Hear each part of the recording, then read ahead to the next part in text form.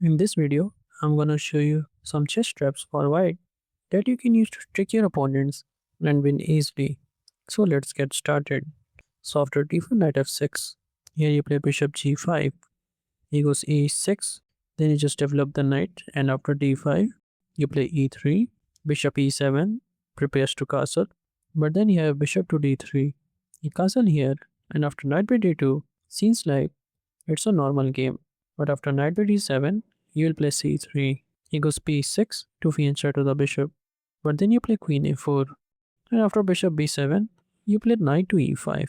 He takes here, but you recapture with the pawn, and after he moves the knight, hoping for trading bishops, now you play this move, queen to h4. Now I can't take the bishop, otherwise checkmate. That's why you gotta play f5, preventing mate, or even g6. But in both cases, he is going to lose the bishop, and then we are going to take the rook. And now, after he takes, you're just up a rook and winning. Let's move on to the next trap. After e4, e5, knight f3, knight c6, here you play c3, the Ponziani opening, knight f6, then d4, and after he takes, he play d5, attacking the knight. Going back is bad, and if he goes here, then it traps the knight like this. So he goes knight to e7, but then you can capture this pawn. And here the most common move is d6, attacking your knight, but then bishop b5 check puts him in trouble.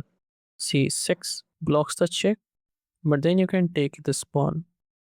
If he plays b takes c6, then you can take with the knight, and after he takes, you have bishop takes, and then you're going to take the knight, and now you're winning.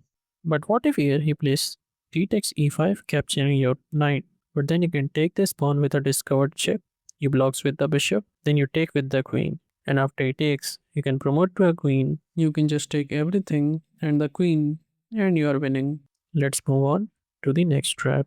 After e4, e5, knight f3, knight c6, d4, he takes you for bishop c4, the Scotch gambit, knight f6, then you can just castle here, and after he takes, you have knight to c3.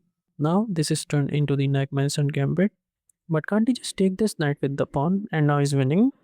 Well, no, because of bishop takes f7, and after he takes, you have queen to d5, check.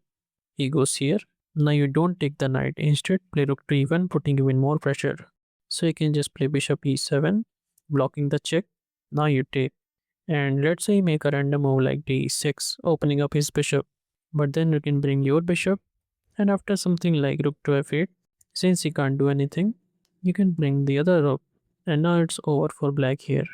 All you can do is play rook f7, but then you can take this rook, and after he takes with the knight, you don't have to worry, you can play knight to g5, attacking the rook. Rook gotta move somewhere. Let's say he plays rook f5, hitting the knight and the queen. And seems like we have blundered, but then you can sacrifice the rook for the knight, and after he takes, you bring the queen in.